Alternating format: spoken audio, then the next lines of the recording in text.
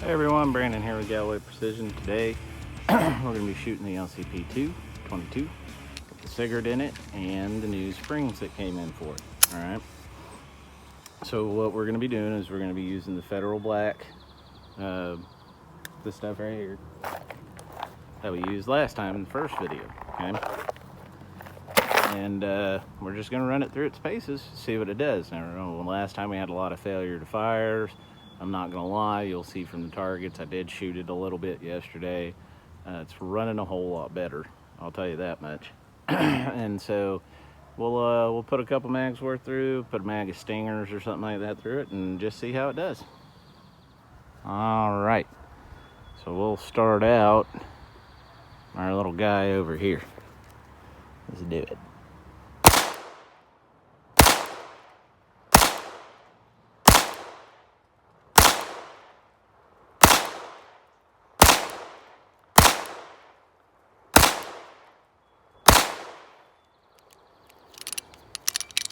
All right, well, first 10 out, not a single malfunction, but I think what we're really gonna have fun with is this guy over here. Yeah. Mr. Watermelon hiding out back there. It's just a rind, but I'm gonna put something in it. My wife and kids got it, forgot about it. I gutted it. It's kind of hollow right now, but I say we put a little water in there, create some hydrostatic shock, and have some fun with this. I already got a few holes in it, so we'll have to be quick.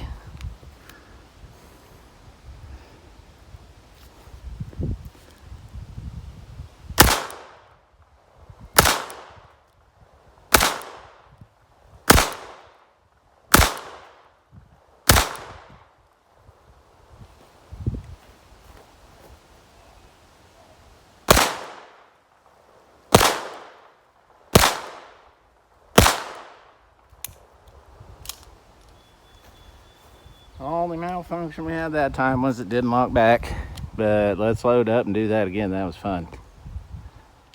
Let's give Mr. Pumpkin Watermelon what for again.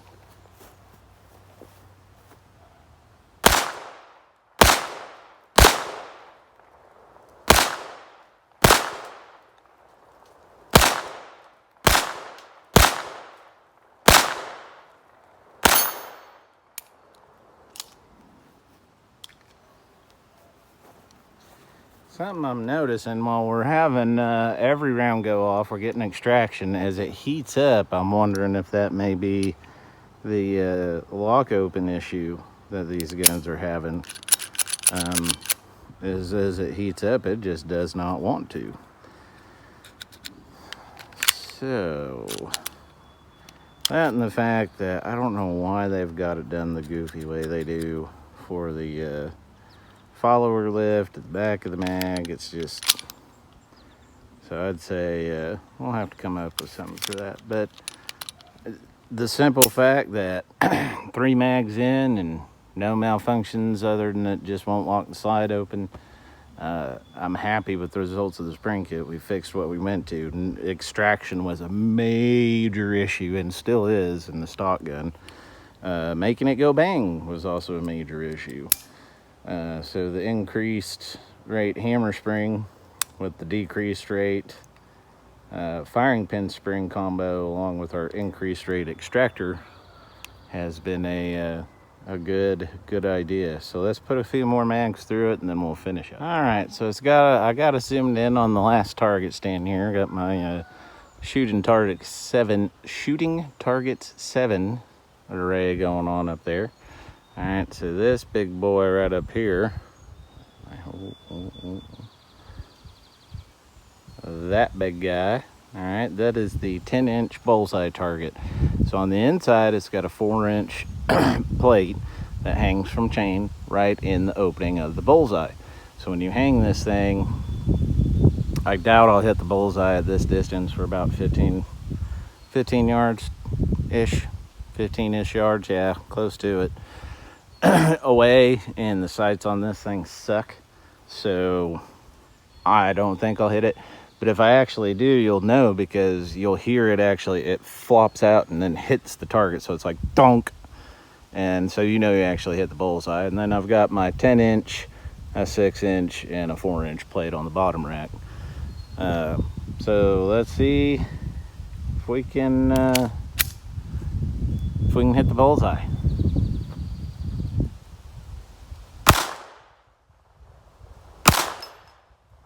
See what I'm saying? I actually hit the thing.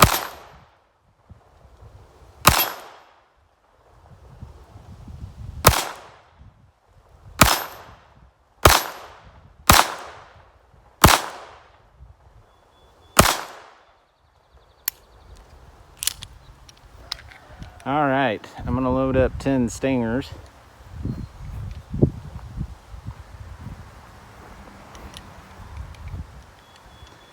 But when I hit the center, do you see what I mean? How it just like whing, and you're like, oh yeah. Makes you feel super cool. I won't be able to do it with what I've got hanging up there. I picked up a couple of Champion 3/8 inch, 4-inch paddle or steel targets at Walmart, $12 pop, and had some other stuff I wanted to get from shooting Target 7, so that's over here. It's the new hanger where you can adjust the back of it, and I'll do a video on it later. You adjust the back of it to the thickness of the target, locks in place. The video that they had up I thought was really cool. Was dude got some of those U-type fasteners and put them on either side so he could hit it with a high caliber rifle or pistol and make it spin without it going insane. It was pretty cool. So, all right, loaded up with our stingers out here in lovely Leicester, North Carolina. All right, let's do it.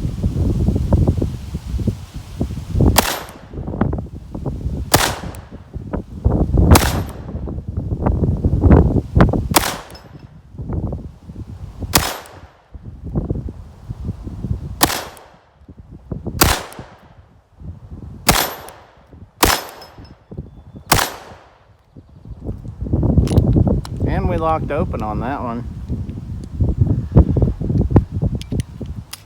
I actually hit the bullseye a couple times. That's exciting.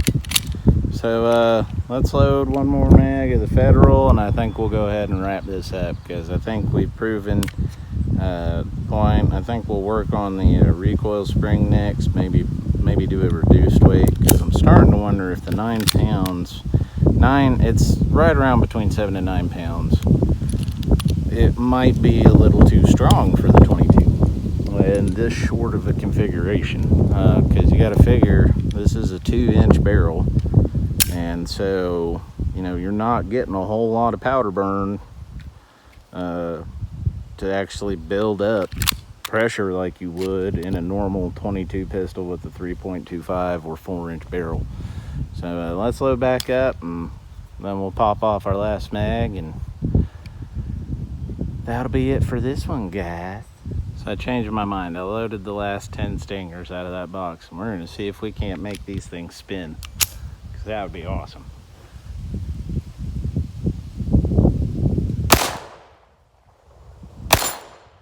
Nah, not enough ump.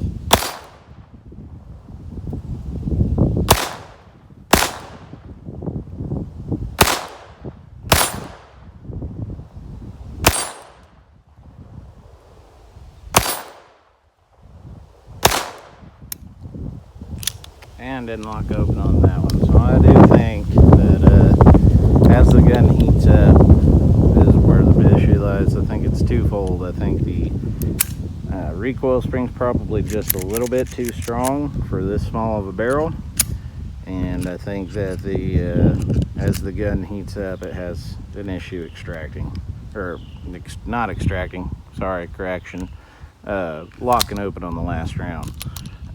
Because as soon as you rack it, locks open no problem. And it could also be my grip.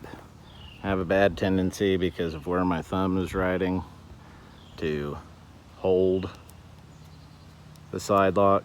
So I'm gonna load up 10 more Federal and give it another try, but I'm gonna try and keep my hand, because I have a high grip anyway. I have a bad tendency to ride the slide lock on a lot of pistols, and I think that may be what I'm doing here. So we'll try that instead and see what we get. All right, we'll stay zoomed out so I can consciously watch my hand, keep it out of the way.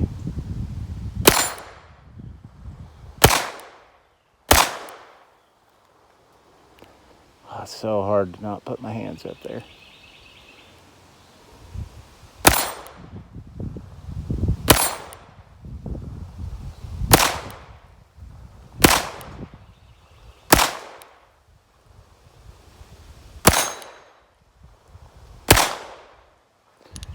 And it locked open. So let's load up again real quick. I have a feeling that it's me, not this.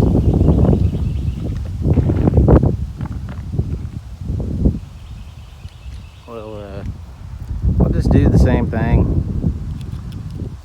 Consciously keep the hand out of the way. But I think that's probably it. We'll run a couple more mags just to make sure. But I also do still wonder if the recoil spring might be a little overpowered, just because of the size of the barrel. Ain't very big.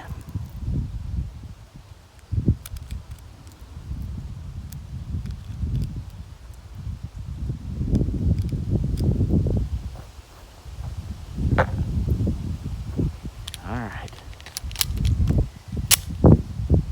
Let's try this again.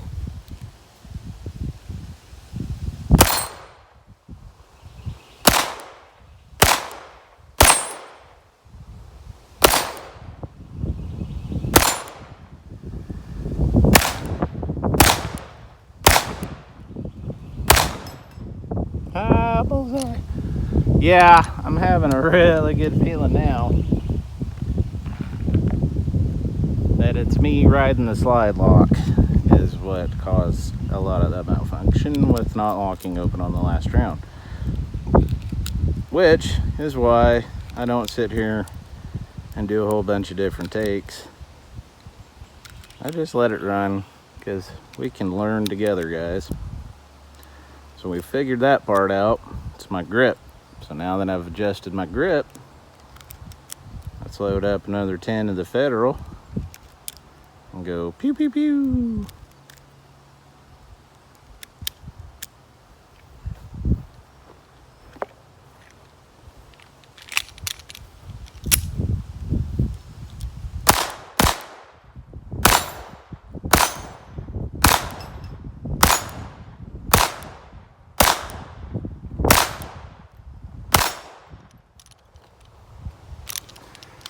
Let's do that one more time.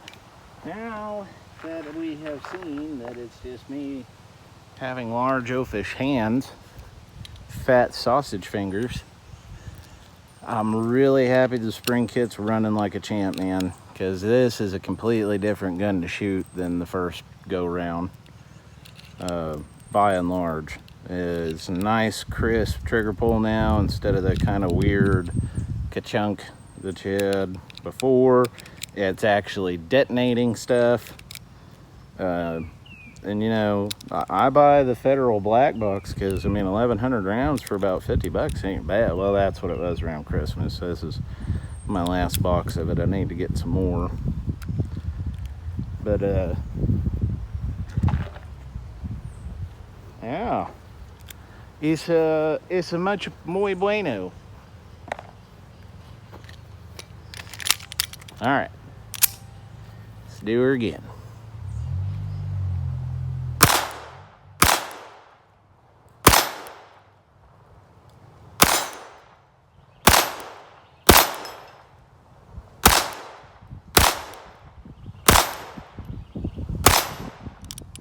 Lock open. So yeah, all me. So let's load one more up.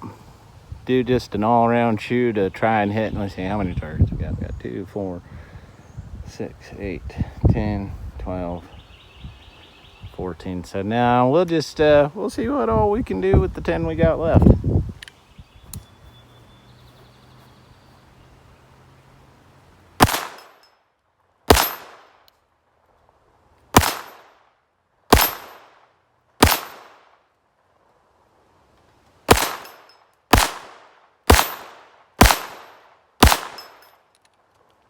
So that's going to wrap this one up, guys. LCP II 22LR with the Sigurd and the spring kit. I'm very happy with the way the spring kit turned out. Once we figured out is my big fat thumbs getting in the way. No ignition or extraction problems. Ran like a champ, man. I'm very happy with the way everything turned out like that. So we'll have the spring kit up here on the website shortly. It'll be the increased rate hammer spring, decreased rate firing pin spring, and an increased rate extractor spring. Because if you'll remember in the last video, this little guy had all sorts of issues with the federal black box.